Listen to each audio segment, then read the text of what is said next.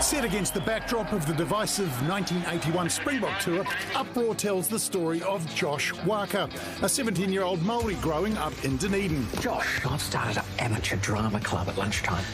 Well, there's 4 of us, so it's not big, but still. With little connection to his own culture, he's never felt like he's fit in.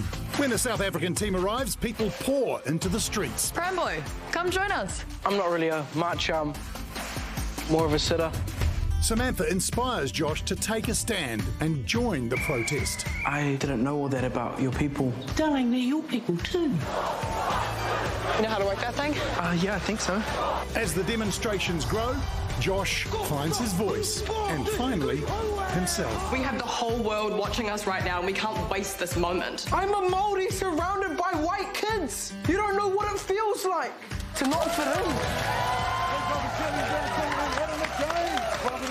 Thank you very much. And welcome back, sir. Thank you, thank you. 2 stars of the film. Can I ask you each, given your age, how much did you know about the 81 Springbok Tour before you started filming, Erana? Not much. I mean, I knew about it, but I didn't really go into depth. I got to talk to my parents about it, which was interesting, but yeah.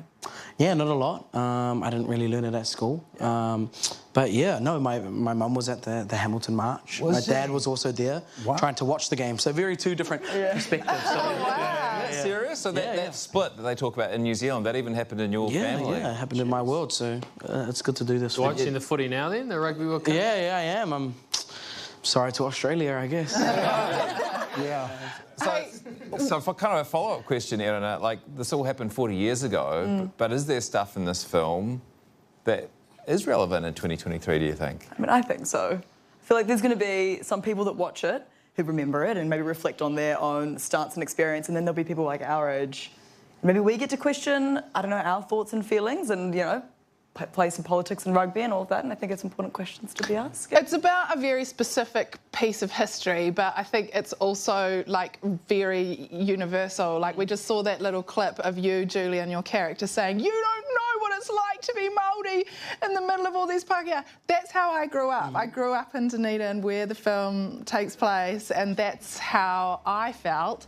I wonder if you kind of brought any of your own experience to telling the story, or whether you were kind of dipping into something you'd never... Yeah, like I went to an all-boys school, like Josh, and it was predominantly Pākehā. So, you know, growing up with that conflict, being too brown for school or too white for, like, you know, the other cliques I was a part of. So, yeah, definitely there was, you know, inside of me, I'm still on that journey. And I hope when people walk out of the theatre, walk out of the cinema, I hope they feel encouraged to, you know, take that first step, if that's learning their reo, talking to their koros and their nannies about, you know, about the stories that they've been through, so yeah. What about you, Erana? Do you kind of relate to your character in any way? Yeah, I think Samantha's more kind of the person I wish I could be. Yeah. Like this super embodied, like she grew up on the marae and knows what and all those things. And I wish I had that, so it was amazing being able to like step into her shoes for a bit and see like alternate universe Erana. And Julian working with Reece Darby, nice to see him do a funny role. Yeah, no, he's amazing. Like he knows what he's doing. Like it was so, to be able to work opposite him and also people like Minnie Driver. Yeah, being able to work with James Rolliston. You know, like I grew up watching that guy, so you know, it's great. It was really Wait, nice. so have you and James never done? No, we've never done a project together. Wow, which is crazy. But like we've just known each other. Yeah, kind of, you know.